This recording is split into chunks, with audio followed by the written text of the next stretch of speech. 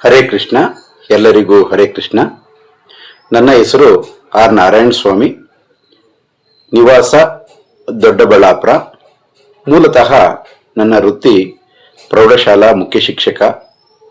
ನಾನು ನನ್ನ ಧರ್ಮಪತ್ನಿಯ ಮೂಲಕ 2022ರಲ್ಲಿ ಶ್ರೀಕೃಷ್ಣ ಪ್ರಜ್ಞೆಗೆ ಸೇರ್ಪಡೆಯಾದೆ.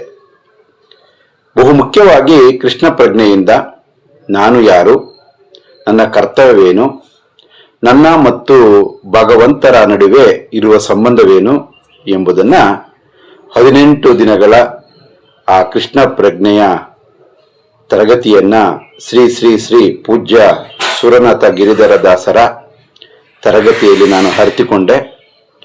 ಇದರಿಂದ ಕೃಷ್ಣ ಪ್ರಜ್ಞೆಯಲ್ಲಿ ನಾನು ಮುಂದುವರಿಬೇಕು ಎಂಬುದನ್ನು ನಿರ್ಧಾರ ಮಾಡಿದೆ. ಇದರಿಂದ ನನ್ನ ಜೀವನದಲ್ಲಿ, ನನ್ನ ವೈಯಕ್ತಿಕ ಜೀವನದಲ್ಲಿ ಶಿಸ್ತು, ಸಂಯಮ, ಆತ್ಮಪ್ರಜ್ಞೆ, ಇಂದ್ರಿಯ ನಿಗ್ರಹ ಸಾಧ್ಯವಾಗಿದೆ. ಕಳೆದ 2 ವರ್ಷಗಳಿಂದ ನಾನು ಈ ಕೃಷ್ಣ ಪ್ರಜ್ಞೆಯಲ್ಲಿ ಮುಂದುವರಿಯುತ್ತಾ ಈಗ ನಾನು ಸಸ್ಯಾಹಾರಿಯಾಗಿದ್ದೇನೆ. ಹಾಗೆ ಆರೋಗ್ಯದಲ್ಲೂ ಕೂಡ ಸುಧಾರಣೆ ಕಂಡಿದೆ. ಆತ್ಮ ಶುದ್ಧೀಕರಣವಾಗಿದೆ. ಭಗವಂತನ ದಿವ್ಯ ಸ್ಮರಣೆ ಇದರಿಂದ ನನಗೆ ಸಾಧ್ಯವಾಗಿದೆ. ಈಗ ನಮ್ಮ ಜೀವನ ಯಾವ ರೀತಿ ಸಾಗ್ತಾ ಇದೆಯಪ್ಪ ಅಂದ್ರೆ ಆಧ್ಯಾತ್ಮಿಕದ ದಾರಿಯ ಕಡೆ ಪ್ರಯಾಣ ಸಾಗ್ತಾ ಇದೆ. ಇದರಿಂದ ನಮ್ಮನ್ನು ನಾವು ಶುದ್ಧೀಕರಣ ಮಾಡ್ಕೊಳ್ಬಹುದು, ಕೊನೆಗೆ ಮುಕ್ತಿಯನ್ನು ಹೊಂದಬಹುದು ಅನ್ನೋದು ನನ್ನ ಒಂದು ಮಾತಾಗಿದೆ.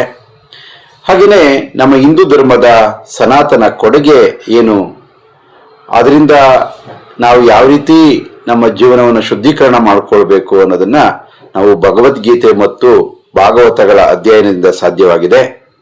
ಹಾಗೆಯೇ ಅಂತಾರಾಷ್ಟ್ರೀಯ ಕೃಷ್ಣ ಪ್ರಜ್ಞೆ ಸ್ಥಾಪಕರಾದಂತಹ ಶೀಲ ಪ್ರಭುಪಾದರ ಒಂದು ಅಧ್ಯಯನಗಳು, ಕೃತಿಗಳ ಅಧ್ಯಯನ ಸಾಧ್ಯವಾಗಿದೆ. ಇದರಿಂದ ಜೀವನದಲ್ಲಿ ಅನೇಕ ಸುಧಾರಣೆ ಸಾಧ್ಯವಾಗಿದೆ ಎಂದು ಹೇಳೋದಕ್ಕೆ ಇಷ್ಟಪಡ್ತಾ ಇದ್ದೀನಿ. ಧನ್ಯವಾದಗಳು.